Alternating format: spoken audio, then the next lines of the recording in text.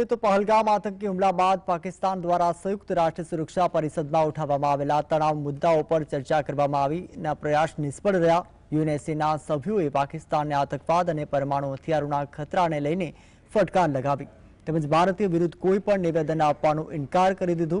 આ બેઠકમાં પાકિસ્તાનને અલગ ચેમ્બર પણ આપવામાં ન આવી। યુનાઇટેડ નેશન સિક્યુરિટી કાઉન્સિલની બેઠકમાં પહલગામ હુમલા અને ભારત પાકિસ્તાન તણાવ અંગે ચર્ચા થઈ। રિપોર્ટ પ્રમાણે પાકિસ્તાન પર સવાલોનો મારો ચલાવવામાં આવ્યો તેમજ પાકિસ્તાની નેતાઓની નિવેદનબાજીને લઈને ફટકાર લગાવવામાં આવી।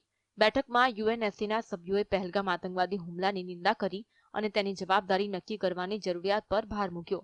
સભ્યોએ જણાવ્યું કે પહલગામમાં પર્યટકોને તેમના ધર્મના આધારે નિશાન બનાવવામાં આવ્યા હતા। સભ્યોએ પાકિસ્તાન દ્વારા 3 દિવસમાં 2 મિસાઇલ પરીક્ષણો કરવા બદલ પણ ચિંતા વ્યક્ત કરી। યુએનએસસીના અસ્થાયી સભ્ય પાકિસ્તાને ભારત પાકિસ્તાન તણાવ અંગે બેઠક બોલાવવાની વિનંતી કરી હતી, જે પછી આ બેઠક સિક્યુરિટી કાઉન્સિલના મુખ્ય ચેમ્બરમાં નહીં પરંતુ કન્સલ્ટેશન રૂમમાં યોજાઈ હતી, જે ગુપ્ત ચર્ચાઓ થાય છે। બેઠકમાં 15 દેશોના પ્રતિનિધિઓએ ભાગ લીધો। બેઠકમાં આશરે 1.5 કલાક સુધી ચર્ચા ચાલી। યુએનએસસીએ હજુ સુધી આ બેઠક અંગે કોઈ નિવેદન જાહેર નથી કર્યું। સૂત્રોના જણાવ્યા મુજબ સભ્યોએ પાકિસ્તાનના ભારત પરના આરોપોને સ્વીકાર્યા નહીં। યુએનએસસી બેઠકના જે મહત્વના મુદ્દા રહ્યા તેમાં પાકિસ્તાનના તે ખોટા દાવાને ફગાવી દેવામાં આવ્યા, જેમાં તેણે આતંકી હુમલાનો આરોપ ભારત પર ઢોળ્યો હતો। યુએનએસસીના સભ્યોએ આ મામલાને વૈશ્વિક બનાવવાનો ઇનકાર કર્યો।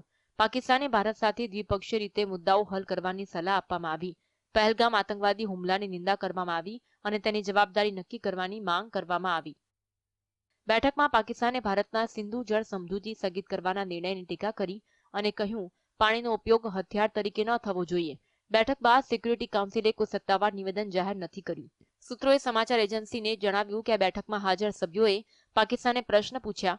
બેઠકમાં હાજર સભ્યોએ પૂછ્યું કે આતંકવાદીઓ લોકોને તેમનો ધર્મ પૂછ્યા પછી કેમ મારી રહ્યા છે? શું પહલગામ આતંકવાદી હુમલામાં લશ્કરે તૈયબાની કોઈ ભૂમિકા છે? જો લશ્કરે તૈયબાની ભૂમિકા હોય તો તેના પર શું કાર્યવાહી થઈ? પાકિસ્તાની અધિકારીઓ વારંવાર પરમાણુ હુમલાની વાત કેમ કરી રહ્યા છે? શું તેનાથી તણાવ વધી રહ્યો છે? યુએનએસસી બેઠકમાં સભ્યો દ્વારા પૂછવામાં આવેલા સવાલોનો જવાબ પાકિસ્તાન સીધા આપી શક્યું ન હતું, જેના કારણે બેઠક રદ કરવામાં આવી હતી।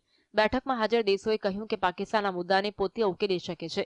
પાકિસ્તાનનો પ્રયાસ એ હતો કે આ બેઠકમાં ભારત વિરુદ્ધ ઠરાવ પસાર થાય, જેથી તેને રાજદ્વારી વિજય મળી શકે। જોકે યુએનએસસીના સભ્યોએ સમગ્ર મુદ્દા પર પાકિસ્તાનને ઘેર્યું હતું। Bureau report, GSTV।